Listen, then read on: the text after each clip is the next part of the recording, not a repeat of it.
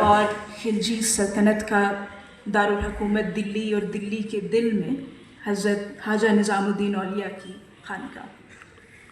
اس دور کے ہندوستان میں، اس دور کے بر صغیر میں جو ایک بہت multi cultural, multi ethnic, multi religious society ہے، حضرت خواجہ نظام الدین اولیاء کی خانقاہ کیا کردار ادا کرتی ہے سماجی اعتبار سے، تہذیبی اعتبار سے، مذہبی اعتبار سے؟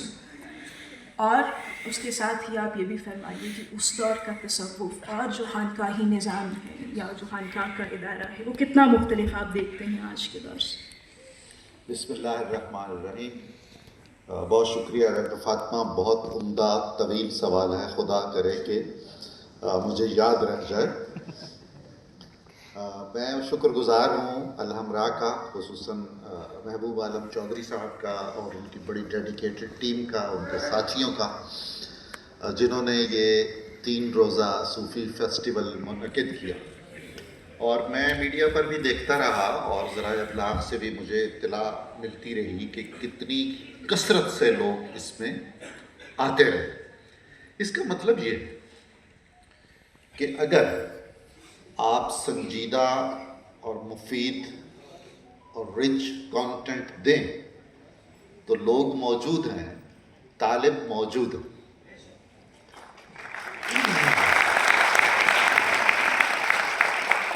تربیت کے بالعموم 2 طریقے ہیں۔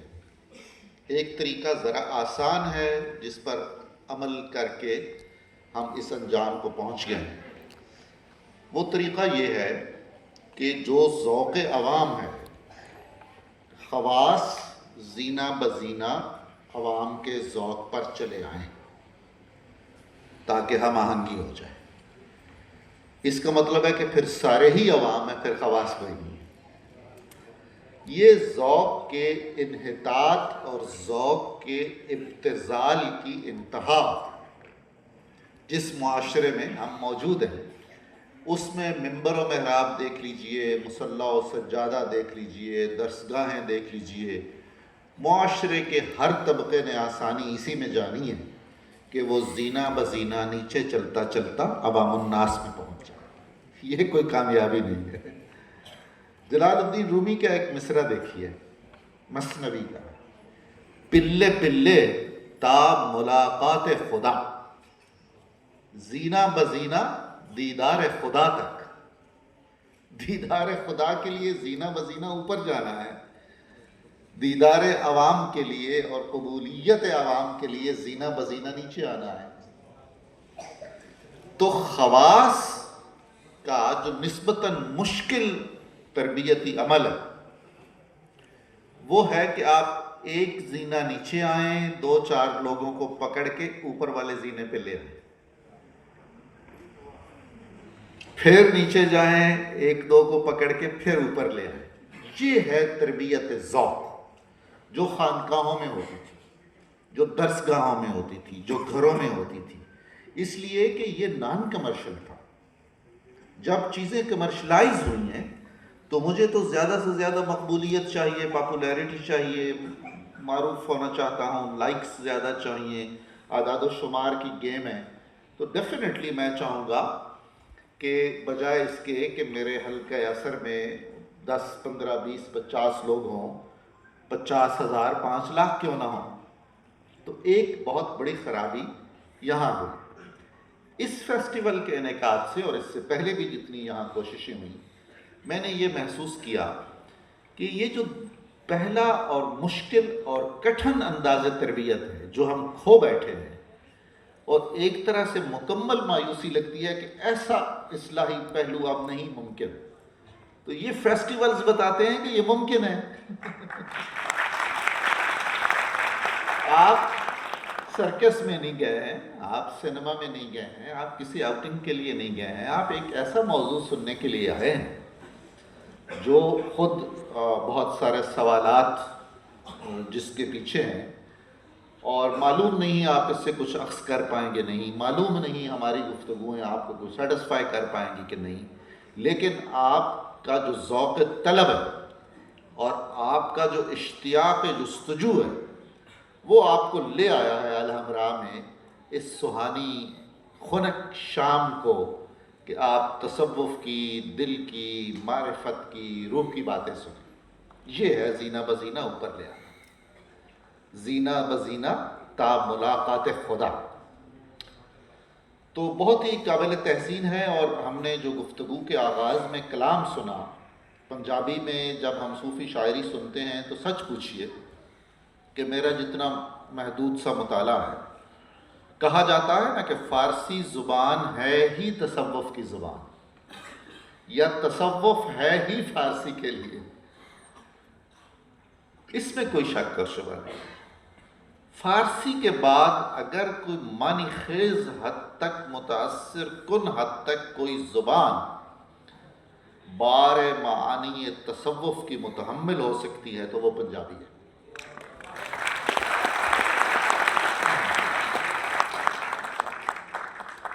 اب ہم اس پنجابی سے بھی محروم ہوتے جاتے ہیں. خود اردو کے ثقہ اور معتبر علماء نے اور ناقدین نے اور محققین نے اعتراف کیا ہے کہ جو معانی معرفت اور مطالب تصوف ہیں، ان کے بیان کے لیے اردو کے مقابلے میں پنجابی کا دامن زیادہ وسیع ہے، اس لیے کہ اس کی عمر زیادہ ہے. آپ یقین جانیے اگر پنجابی کسی عظیم فاتح کی زبان ہوتی جس نے دنیا پر حکومت کی ہوئی ہوتی تو آج آپ کے بلے شاہ، آپ کے وارث شاہ، آپ کے خواجہ غلام فرید، آپ کے شاہ حسین پوری دنیا میں یوں پہچانے جا رہے ہوتے جیسے رومی اور حافظ اور سعدی پہچانے جاتے ہیں. کسی نوعیت پر کم نہیں ہے ان کا کلام. سندھی بھی ویسی ہی ایک زبان ہے جس میں بڑی کیپیسٹی ہے روحانیت کی اور دل انگیزی کی اور معرفت کی باتیں قبول کرنے کی. پھر یہ جو ساز ہے، دیکھیے ایک شعر سناتا ہوں آپ کو جلال الدین رومی کا. ڈاکٹر فاطمہ آپ نے اپنا سوال یاد رکھنا ہے. اور ایک شعر سناؤں گا میں آپ کو اقبال کا. یہ جسٹیفیکیشن ہے کہ یہ ہم نے جو کلام سنا ہے اس کے ساتھ جو ساز ہیں جو دھنیں ہیں ان کا کیا کنٹریبیوشن ہے. اقبال فرماتے ہیں، آیا کہاں سے نالہ نئے میں سرور میں، ہائے آیا کہاں سے نالہ نئے میں سرور میں. اور اگلی کام کی بات، اصل اس کی نئے نواز کا دل ہے کہ سوز نئے.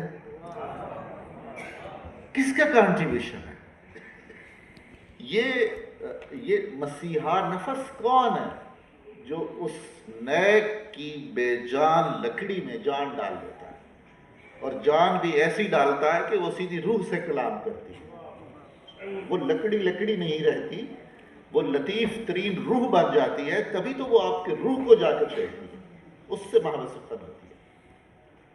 جلال الدین رومی وہ ستار ٹائپ ایک آلہ موسیقی تھا. خشک تارو، خشک چوبو، خشک پوست، از کجا می آید آواز دوست.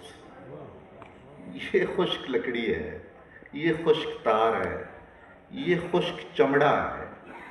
اس میں دوست کی آواز کہاں سے آ جاتی ہے؟ اس میں محبوب کہاں سے آ کے بولنے لگتا ہے؟ یہ محبوب تو وہی ہے جو طور پہ ایک چھاڑی سے بولتا تھا. یہ محبوب تو وہی ہے جو منصور حلاج کی زبان سے بولتا تھا. یہ منصور تو وہ ہے، یہ محبوب وہ ہے جو ذرے ذرے کی زبان سے بولتا ہے اور ہر ذرہ کہتا ہے انا الشرق، میں محض خورشید یا سورج نہیں ہوں، میں تو مشرق ہوں. ایک ذرہ کہتا ہے کہ میں مشرق ہوں. تو خیر، ڈاکٹر صاحبہ کا سوال بہت اہم ہے. جس عہد کا انہوں نے ذکر کیا ہے حضرت خواجہ نظام الدین اولیاء کا بابرکت عہد، وہ میرے خیال ہے انہوں نے اس لیے بھی چنا ہے کہ ہم اگر جنوبی ایشیا میں تاریخ خانقاہ پر نظر دوڑائیں تو ایک مرتب اور منضبط اور منظم اصول خانقاہی ہمیں حضرت خواجہ نظام الدین اولیاء کے ہاں ملتے ہیں، جو متوارثاً چشت سے حضرت خواجہ معین الدین حسن چشتی اجمیری، حضرت خواجہ قطب الدین بختیار کاکی اور شیخ اجودھن زہد الانبیاء حضرت بابا فرید الدین گنج شکر سے ہوتے ہوئے خواجہ نظام الدین کی شکل میں اور آپ کے پیغام میں اور آپ کے نظام میں جلوہ گر ہوئے۔ یہ